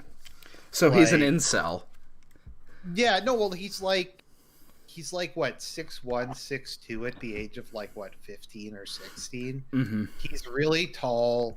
He's not really interested in traditionally manly stuff, and a bunch of teenage girls bullied him and were mean to him, and he doesn't like to be around teenage girls as a result of that. So he's like the opposite of Chris Chan. Yeah, but to me, none of that indicates that he's gay. It just means that he's teenage girls are pretty nasty, and as a friend of mine put it, puberty is literal body horror. Teenagers are insane. I love that's a great to bring it back to Avatar. That's another great line from the beach episode when Tylee's like, "You guys, we can't scream. We're all gonna break out." And Zuko's like, "You guys, bad skin. Normal teenagers get to worry about bad skin. I don't have that luxury." And it's kind of fun. I like what Azula does of when they're gonna go to the party. She's like, "I want to know what it's like to be normal teenagers for once." Because I like how they're completely out of their element when they're at the party and at the beach, because they've grown up way more than these kind of pampered other Fire Nation brats. Where Zuko of course has to completely has been on his own for 3 years or out of the Fire Nation, and Azula is just this sadistic kind of mastermind who's trying to find her brother on the Avatar, and. So all this her showing up precisely on time to the party is well, that's what you're supposed to do at war meetings, but it's she's at a party and the guy's oh god. I love when I know a really funny moment, because the show is also really hilarious. There's moments of it that made me still laugh out loud, when Tylee's trying to give her the advice about how to all right, how do I get a guy to like me? Well, you have to laugh at everything he says, even if it's not funny. Well, that sounds shallow and that sounds. Yeah, no, that's stupid. Well, yeah, I love what Azula said. She's like, "That sounds shallow and stupid. Let's do it." Well, Azula Azula's Azula. She just has to say, "Look, you're the lucky guy who gets to be my consort." Yes. And you will give me an heir. Do you have good genetics? Just be okay. I mean, on one hand, to get dominated by a girl like that is kind of bad, but if it's Azula, I think it kind of balances it out and makes you a Chad. But another hilarious moment, the one that really made me laugh, is the episode where Aang is can't sleep because he keeps having nightmares before the invasion. Is when I remember that. Yeah. when Sokka puts on the fake beard, and is trying to give him therapy, I couldn't stop laughing. Oh, that was actually great. Like, that was amazing. Maybe yeah. you need another. Now tell me more about this Fire Lord person. Why does he bother you? Do you guys remember Melon Lord? Yes, I am not Toph. I am Melon Lord. Yes. Why couldn't I? When do I get my life-changing journey with Zuko? That was one thing about season 3 because like season 3 is very much, I guess you can kind of call it filler, but I don't really call it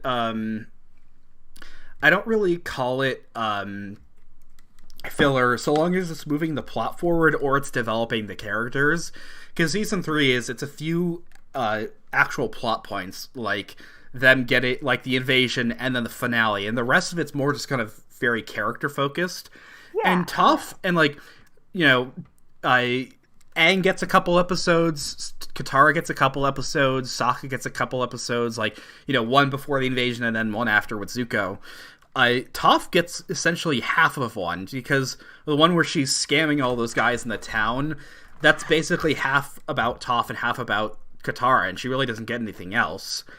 And again, I think it's maybe it's both because like she's the newest character of the group, but also I think it can be attributed to the fact that she's already a strong enough character as it is, that she doesn't need that much development. She's kind of the libido, the life force. I don't mean that sexually, but like she is, of the team, like she's kind of the one who's just there. Like she doesn't give a shit. She's a badass, and she knows she's a badass. It's also interesting because like Toph is I mean, she's Earth, right? Yeah. She's also grounded. So I think it was a clever plot point on the writer's part to make her grounded in that sense and have her be Earth at the same time. I just love her intro episode where she's at the she can. Oh, the blind bandit. Yes, that's probably my favorite episode of just like when. They have this nice prim and proper town, and as somebody that took martial arts or that practiced karate for like 10 years around that time, I just love like when you have because you've got like real karate schools, and then you've got like kind of the strip mall ones where like they don't really have any care for the actual martial art. Like you have that with Toph's teacher is like also the teacher of the class. It's like, hey, if you sign up for lessons now, I'll bump you up to the next belt. And like, wow. But it's secretly like everybody in the town just loves seeing the earth wrestling. And just like individual moves that they do is just fantastic. Because all of the actual fighting and bending is based off of real martial arts. Like they had martial arts consultants with it. Like water bending is very much based on Tai Chi. Firebending is based off of a certain type of like northern Chinese kung fu, and Toph's specific earthbending style is apparently based off of a very rare called Southern Praying Mantis style. And the guy that they got to be the consultant for her is like this 500-pound like Brazilian Catholic guy that's like a master of this super rare like version of kung fu. And like her, like just the fact that she doesn't have her, when she's bending, her hands are both like in claws with her fingers pointed upwards. Nobody else does that in the show. Like, and that episode has like one of my favorite bending moments, right? When she's being attacked and she's on the giant kind of Earth Nation symbol, essentially the coin with the hollow square in the middle. She just bends it and shifts it 90 degrees and causes the other guy to slam into the other two. And just that movement. But yeah. It's interesting because I just watched two things. One is that it's I just watched a movie called it's by Mamoru Honda. It's The Boy and His Beast, I think. It's called The Boy and His Beast. And I immediately thought of Toph during one of the scenes because I don't know if any of you, I don't know if either of you have seen it, but it's about a boy who goes into the spirit world, and he basically gets good at fighting, but to get good at fighting, he kind of follows his master, and what he does is copy his movements all the time, and then he gets so good at like just hearing his master's movements, that he can kind of predict where like his like what his master's movements are exactly are. And he's like, I'm not even looking, and I'm just like, Toph, is that you? And well, it's interesting because a lot of the techniques, fighting techniques, are Chinese. But what if you pay attention closely, what's his name? Aang calls Katara Sifu, which is actually Cantonese for master. And yeah, and so I found that interesting. So they just kind of took all these Chinese elements, but they decided not to go with the what? Hello?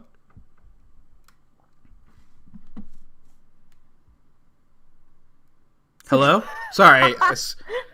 Could you repeat that? I cut out for a second. I said it sounds more like waifu. Yes. You don't call me Seafood Katara.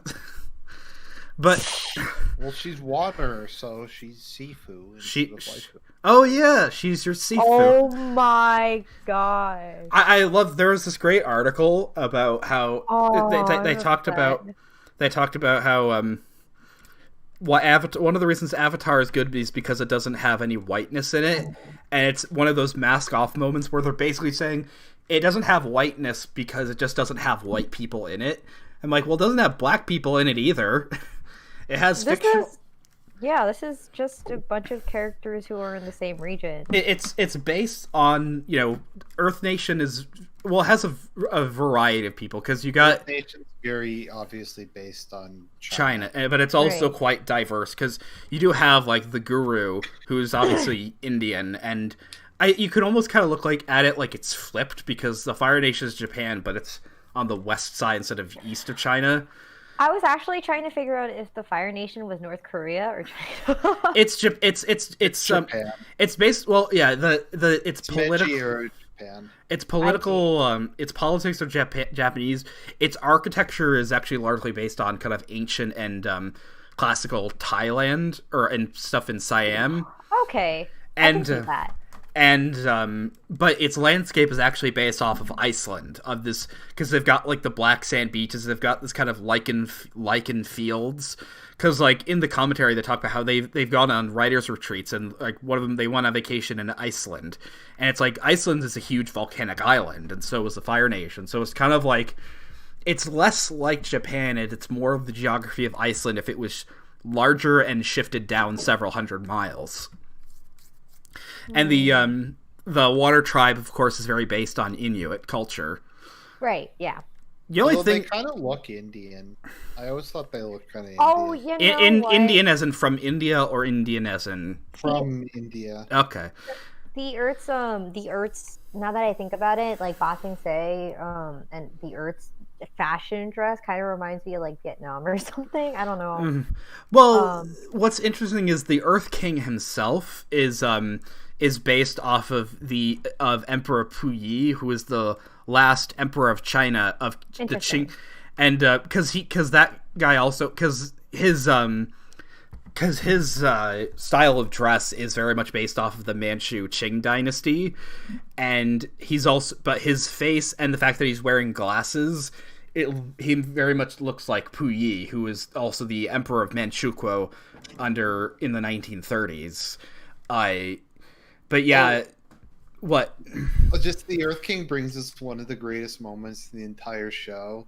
The Earth King's bear. Yes, I mean, like Bosco. You mean like a badger bear or like a gopher bear? No, just bear. This place is weird. I love that. But yeah, everything in Ba Sing Se, just like that's my favorite arc of the show. Is just because like comparing it to Star Wars, it's like everything, all the characters everything is kind of linked up to that location, kind of like Cloud City is in Avatar. And again, it's very, very similar in terms of like when Aang training with the Guru is like Luke training with Yoda, and like he has the vision of his friends are in danger, both in both Star Wars and Avatar, and like they can't complete their training, and it ultimately almost kills them.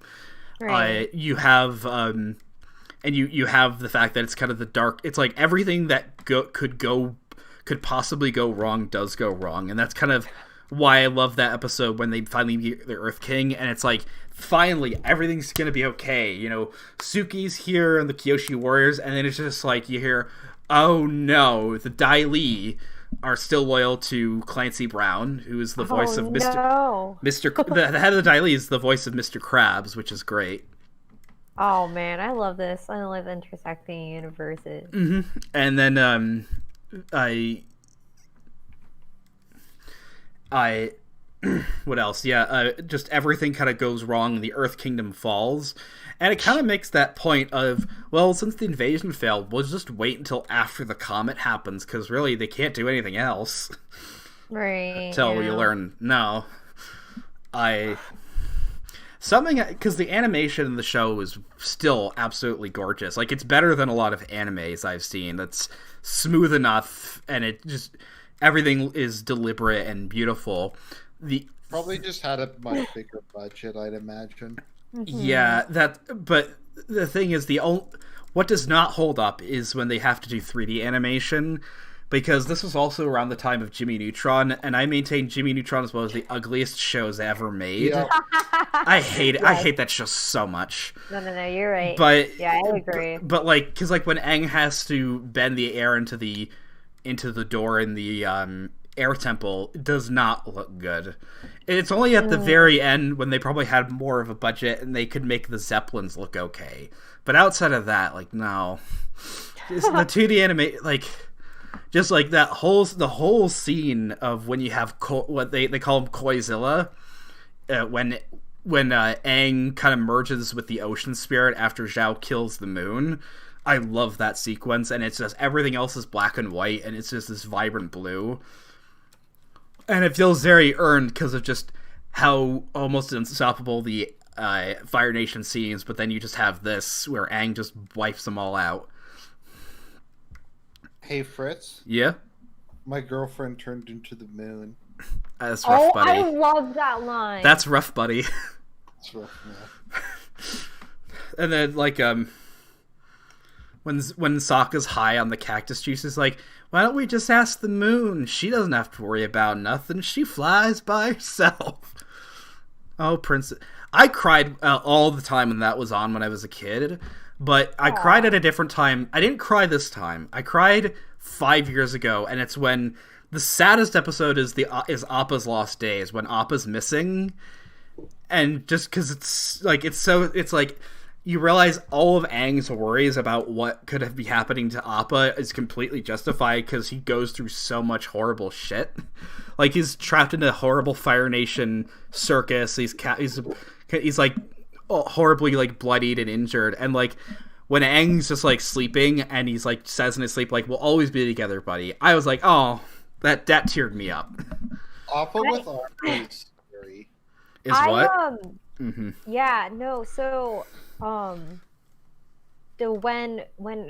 Aang lost Appa, that one episode in the desert, I actually it's interesting because I guess I'm looking at it from like just like mental health perspective. It's interesting when Aang gets into those what are they? The avatar states, kind of when he's angry. It's kind of like being in a manic state, where you're like you kind of lose sense of all reality, and you're on an absolute rampage. And it was just interesting to see that done on film in that way. And Katara is the only one who can really soothe him. But even then, like, Sheik, and this is just like an emphasis. This just supports like how much of a strong and like not annoying character Katara is. Everyone's running from Aang except Katara. Katara is the one who, and she's calmly walks up to him and holds his hand to calm him down. She goes up to Aang, and who's just probably gonna wreak absolute havoc, but she doesn't care. She's like not afraid. Well, no, I don't know. She's probably deathly afraid, but she does it anyway because she knows Aang needs her there, and that's just that just solidified on like best girl for me. I don't Mhm. know. I was I figured don't think the pairing really makes that much sense, to be honest, but I guess I kind of liked it. I don't really like Aang, though, so... I love Aang. I think Aang's a good protagonist. I don't know. He's an interesting take on the he's basically he's what later shows would overcorrect on in terms of he's not your traditionally, I guess, masculine quote unquote shonen protagonist, but like, you know, he's a gentle soul. It's not because he's feminine, it kind of, but it's because he's a monk. He's a simple Buddhist monk, but like they take it way too far in stuff like Steven Universe, where the main character is just this fat, like, dumb idiot who's raised by lesbians. God, Steven Universe is so awful. I've never seen it, or It's- Big Mouth, or like any of this stuff. Yeah, I saw. Big Mouth is disgusting. Well, it's that meme of like anime. Let's try and make our characters look super cute and pretty. Western animation. Let's make our characters look as ugly as physically possible. I think I've only seen 2 episodes of Rick and Morty, to be honest. Yeah, I'm not into nihilism. Rick and Morty is Rick and Morty is a well-made show. It's well written. It's very well written. That's the problem, though. It's well written to the point where nihilism becomes a good thing, and that's not good. Also, Yeah. the fan base is just like really cringy. That's the problem that happens with all of these shows, because Avatar almost kind of started it, where it was when animated series could become cool again, or like you could be an adult and enjoy it on a, like, without kind of shame, and like, because I remember there was like in the episode where they confront the guy who killed Katara's mom, which is a really dark episode because that was so dark. She doesn't end up forgiving him, even though she doesn't kill him, and the only reason is because she just pities him too much because he's just this kind of pathetic old man that lives with his mother, and that, like, just that he's more pathetic than he's too pathetic to kill, and that's the only thing that saves his life. I thought that was a really dark episode. I thought that was that episode and the episode where Katara learns bloodbending. Those were pretty dark episodes for a kids show, honestly. Mm-hmm. And it's interesting to see Katara in this state because she like feels she's normally so like, you know, sweet and sympathetic and like and sensitive and everything. Mm-hmm. But Go ahead. Yeah. But, no, she loses all rationality. Like, not that she was like super logical in the first place. Like, I think her brother Sokka had was a little more grounded in certain areas. But she just loses. She just doesn't care. This is the one time we actually do not see like any empathy or sympathy for any from Katara in any way. There's also the show is pretty tame, but I do like, I guess, like, quote unquote, how they basically imply Sokka was planning on having sex with Suki.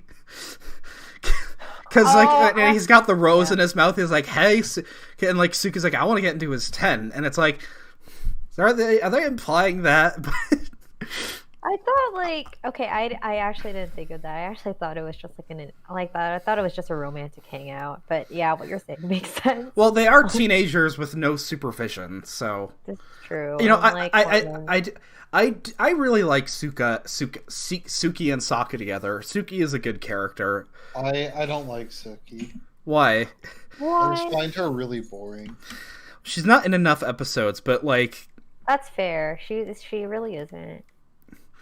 But it's like, she's like a perfect kind of match for Sokka in that they're both non-benders, but they're both good at fighting themselves and are fairly intelligent.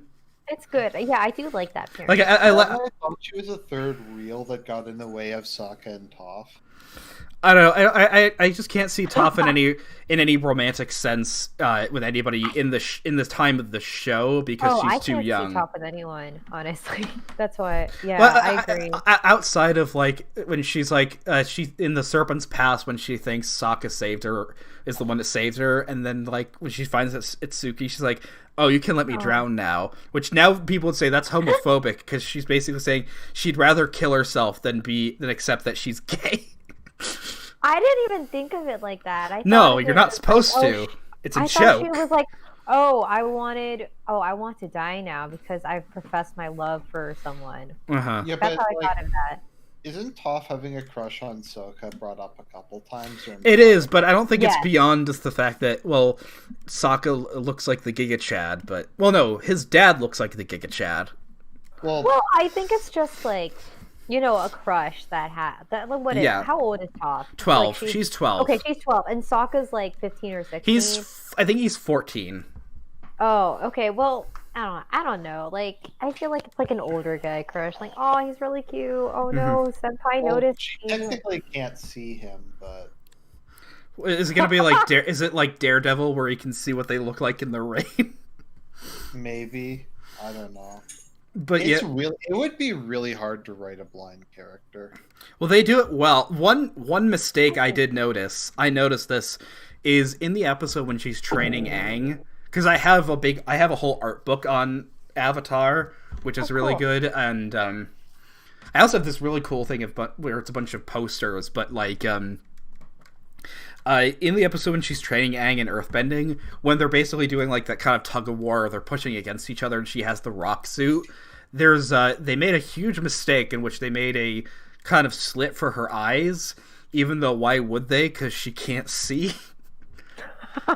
Just to breathe, maybe? No, they didn't put it over her mouth, but that's one of my favorite bending things, is whenever people make suits out of metal or rock. Like in the Season 2 finale when Aang makes that kind of crystal suit, I really wish they held on that longer because it looked really, really cool.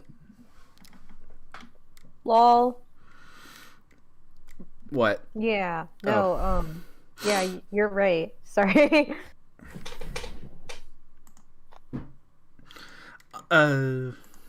But yeah, what else? Because we're almost at 2 hours. I think 2 hours sounds good. What else we could talk about is, what else do I have in my notes here is, favorite episodes then. I mean, we kind of talked about that already. For me, it's the Blind Bandit and then the Avatar and the Fire Lord. Arjun? I think it's probably the recap episode and the I think whatever it is, the one where the beach episode, I think is. It's called The Beach. It's funny is a lot of the episode titles make it sound like it's Seinfeld, where in Seinfeld every episode is titled with the something. It's like and like in Avatar they do that a lot too, where they have there's the Footloose episode where when Aang is at the Fire Nation school. I think The Beach is my favorite episode. Mm-hmm. Just because you also have Sparky Boom Man. It's not even for like the fan service, but I kind of like the slice of life with like the Fire Nation. Because they're like, you always see them in just extremely intense life or death situations. And it's funny to watch Azula try to act like a normal person. Yeah, and it's kind of funny that Ty Lee seems like the only one that's kind of capable of doing that, of acting like a normal teenager at that time. And then like when Zuko like gives May a shell, he's like, what do I want this for? I don't know. I thought it was pretty, and I thought you like it. Girls like that. Yeah, stupid girls. That was great. But apparently they break up in the comics, which is so stupid. Because at the end of season, at the finale, where I did love this as nostalgia critic, when him and his brother were kind of talking about the series finale, they're kind of comparing it to the end of Lord of the Rings, where Iroh probably goes to the kids. He's like, "My friends, you bow to no one." But what's kind of funny about the beginning of season 3, outside of Aang having hair, is that the characters' positions are completely flipped in the sense that throughout the first 2 seasons, like outside of being in the Fire Nation, Aang and his friends are not. They're not upset about, they don't have to hide the fact that I'm the Avatar. It's kind of, they have to do this. Say, like, I'm the Avatar. It's my duty to help people. How can I help this village? Which is most of what Season 1 is. But in Season 2, it's, they're in the Earth Kingdom. Season 3, now they're in the Fire Nation, and nobody can know who Aang is. And Zuko, on the other hand, everybody loves him now, and so they're completely flipped, and it's a little on the nose when Aang is basically at the end of that episode. It's like, I need my honor back, where now he's Zuko, and he even has this big scar on his back and the bottom of his foot where Azula shot him. It's kind of scarring him now. But yeah, is there anything else? Any final thoughts on the show? Or nope, I think I covered pretty much everything I wanted. Yeah, to. Korra sucks. Don't watch it. Yes, that's basically too long didn't read. Korra sucks. We Buddy Smith in the chat. We already talked about Korra's many failings. Somebody did give me a super chat though. I'll just want to read them off. Want to read that off briefly. Thank you very much, Darth Kilhoon. If they used Eastern ethics, what would have happened? And I think that's just one last thing is the ending, right? Where they kind of construct this way for Aang to defeat Ozai without killing him. Because I understand why they couldn't do that. Because same thing for why Katara and Zuko couldn't didn't end up together in the show. Because imagine the emotional toll both that and having to kill Ozai would have on little Aang. Like, he would be a devastated and broken individual. And you don't really want that to happen to him. Right, yeah. What is funny is that, like, I remember what I was going to say is, in the episode The Southern Raiders, somebody said Season 3 is okay, but the overall series is very bad. You better be talking about Korra, not... And I hate Season 3 too, because it's so stupid and everything is contrived. But, when they were showing kind of previews for the second half of Season 3, they showed a moment in that episode where after Katara doesn't kill the guy that killed her mom, she embraces Zuko because they got closure, and it showed, like, them showing that to all the fans that moment, and everybody went ballistic. And it's like, yeah, everybody loves that shipping, and so I imagine a lot of people were mad that Aang and Katara got together, but I think thematically it all works out. I agree with that. Also, I feel like, I mean, yeah, having, like what you said before, having the emotional toll of saving the world and defeating Fire Lord Ozai on top of everything would have been just too much for Aang. I mean, I think it also go ahead. And like I am also Zuto. Oh, that was okay. Never mind. But yeah, I just like this is a kids show. And I can see why they did a lot of things. But the ending is very Eastern. I think, in a way. I think it's just more of a general hero's journey of everything is kind of wrapped up. To me, it's very much Lord of the Rings, where you kind of have this understanding of all the characters essentially have closure on everything that's happened to them. Aang, Sokka, and Zuko all have they all got their nice girlfriend in the end. Everybody seems pretty happy. But like the other thing is that the only problem is that the Lion Turtle's a little contrived. They had built it up a little more, because it's similar to what Iroh says, where Zuko says, Iroh, you'll take the throne after my father's defeated. And he's like, no, because politically, essentially, that would just be like, oh, a brother killing his other brother to take power. It has to be a new generation. It has to be you that takes the throne, Zuko. And it's the same thing where if Avatar killed Iroh, that would completely backfire, because now everybody in the Fire Nation has even more of a reason to absolutely despise him, as opposed to the Avatar was able to show restraint and not kill Ozai. But yeah, I think it ends pretty well. Go ahead. Oh, like, because I was thinking about it, and like if this was like traditional like trad cat, like in the old times, like there would have been nothing wrong with because Fire Lord Ozai has done like grievous like crimes, and he's basically screwed up the world. There would have actually just been like there wouldn't have been anything wrong with Aang actually putting him to like death for because like according to like traditional Catholic belief. Like I'm thinking of the death penalty here, but I think the ending worked out well, honestly, because like, and I was thinking about it for a while, and one of the things that came up with the Turtle Lion episode is that like you don't want to repeat, like he doesn't want to repeat the cycle, and Aang knows this, and he like being a monk, being a monk in itself is very peaceful, and he's inner peace and peace for everyone. So the way he goes about it actually fits him and fits what is best in that current situation, I think. Mm-hmm. And yeah, because to end, the last line you hear of dialogue is from Toph, and she says it's perfect. She's describing Sokka wanted to make a portrait of everybody, and of course it looks terrible.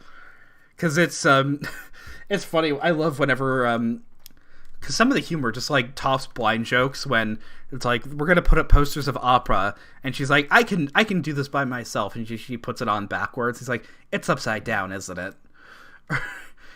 Or but yeah, I don't want to get too much else into it. If anybody's got any other thoughts, I think this was a very good conversation.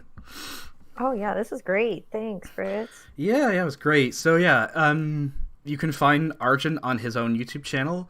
And you can find Kami on Twitter at her Twitter, at Paper Kaisen. Let me type. I'll type it out, guys. Yeah, I also put it in the description of the video, so you can. Oh, okay, okay. But yeah, she's a good Catholic artist. So if you want to go check out her stuff there, yeah. So thanks everybody. Have a good night. Thanks for having us, Fritz.